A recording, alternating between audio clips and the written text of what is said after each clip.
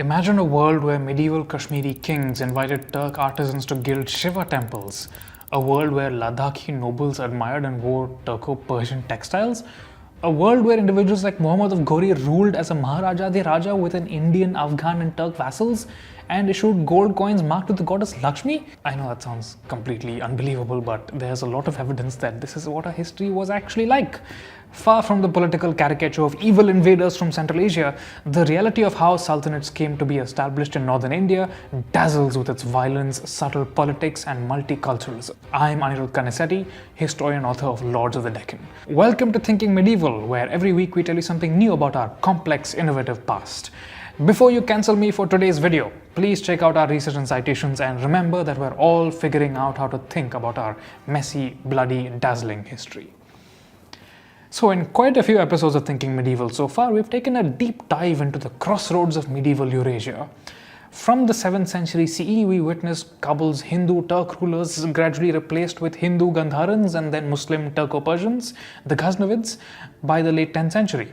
We saw how the Ghaznavids exchanged elephants, robes and mercenaries with various kingdoms in northern India, warring with them just as they warred among each other. They issued coins with the name of the Prophet Muhammad in Sanskrit. By the mid-11th century, the vast North Indian and Turco-Persian cultural zones were interacting intensely, translating ideas between each other, raiding and conquering when they could. In 1149, though, something drastically altered this delicate balance. Within the space of barely 50 years, an obscure tribal chiefdom in present-day central Afghanistan, that of the Shansabanids of Ghor, erupted to global superstardom. They burned the glittering city of Ghazni, got acknowledged by the Caliph in Baghdad, and conquered half of Persia and northern India, briefly uniting them, for the first but not the last time, into a single trans-regional, multicultural imperial world. Now, we often believe, thanks to British colonial historiography and our own politicians after that there were such things as a medieval Muslim world and a Hindu world, and that rulers conceived of themselves only in religious terms and that their actions were all driven by this. Such ideas were based on the texts that these rulers commissioned, which described their destruction of temples and idols in bombastic terms. Taken at face value, they are usually seen as evidence of a genocidal, iconoclastic mania.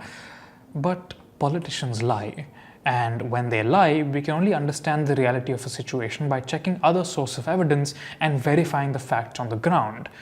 One such example comes from a medieval shrine today known as the Kashmir Smast, situated in a natural limestone cave in northwest Pakistan. Once called the Mahaguha or Great Cave, it featured a blue stone idol of Bhima Devi and attracted pilgrims from as far away as the Gangetic Plains and Afghanistan.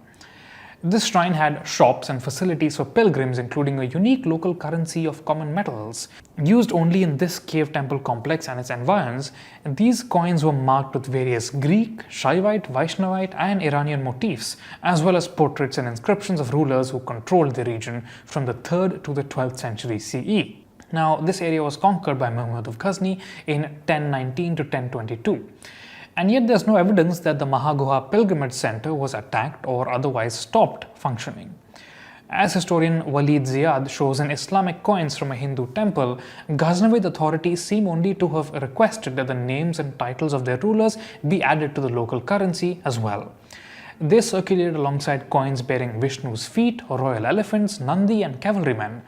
Mahmud of Ghazni's propaganda texts wanted to impress devout audiences with an overblown violence against those outside his kingdom. But his state acted with much more nuance in his own territory. Now, the kingdom of Kashmir neighbored Ghaznavid territories for nearly a century. Now, you would think, if you listen to Kangana Ranaut, that Kashmiris hated Ghaznavids.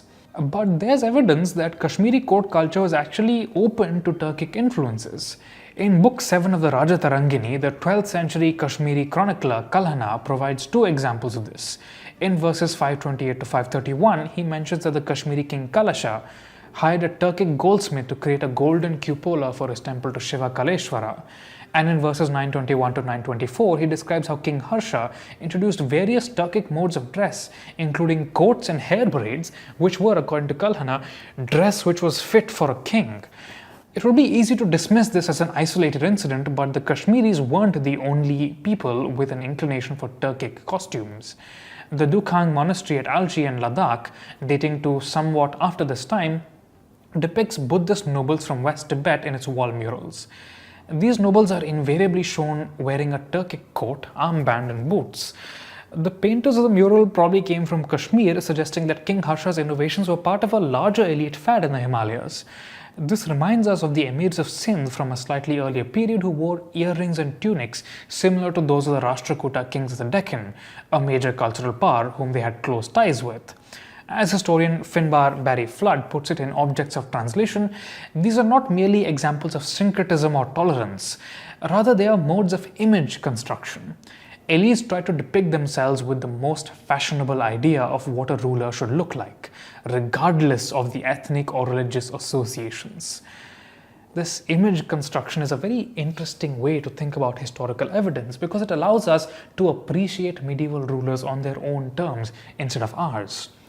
Instead of blandly stating, this was who a king was because his texts agree with our modern political biases, we can instead ask, this is who a king wanted his contemporaries to think he was, but why? All of a sudden, we are confronted not with a caricature of a person, but someone who is capable of fooling us and our ancestors from 1,000 years away. This applies to Mahmud of Ghazni's pragmatic temple policy, of course, but it also applies to the 12th century Sultan Muhammad ibn Sam, known to us as Muhammad Ghori. From a world historical context, Ghori was Afghanistan's answer to Alexander the Great. That was a title that he actually claimed for himself. Within a few decades, he and his brother conquered much of eastern Iran and northern India, initiated the movement and interaction of ideas and people at unprecedented scale, and then completely vanished, leaving behind a world irrevocably transformed.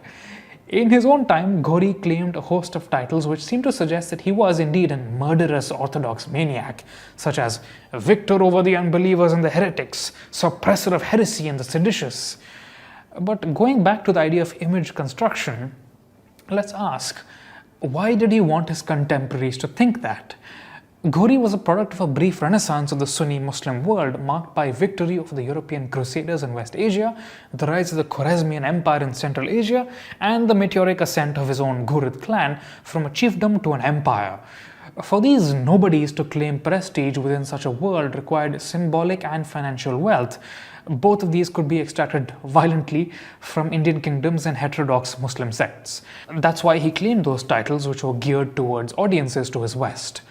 But in the east, in his Indian territories, Ghori presented himself in a very different way. There is little mention of victory over the unbelievers.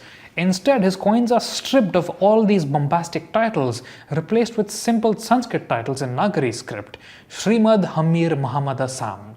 Emir Muhammad ibn Sam, who is possessed of fortune. The goddess Lakshmi appears on them just as she did in those of earlier Shaivite and Vaishnavite dynasties.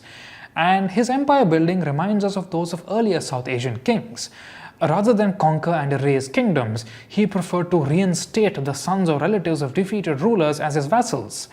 Indeed, Govinda Raja, who was a son of Ghori's celebrated rival Prithviraja Chahamana III or Prithviraj Chauhan, was appointed as a ruler of Ajmer after the Second Battle of Tarain in 1192. He accepted robes of honor from Ghori in 1194-1195 and sent him golden statues as tribute.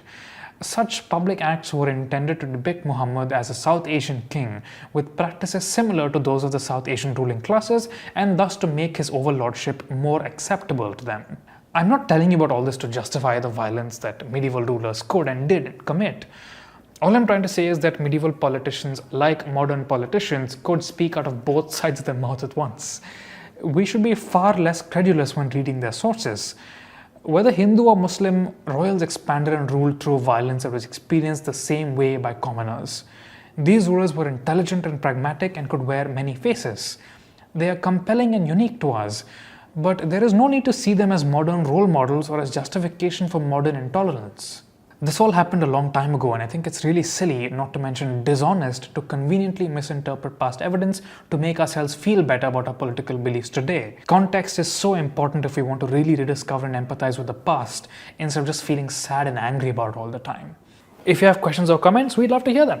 Follow us everywhere on social media. You can find me on Instagram at Anirudh and at Connected Histories, and on Twitter at Kanisetti. We'll see you next week.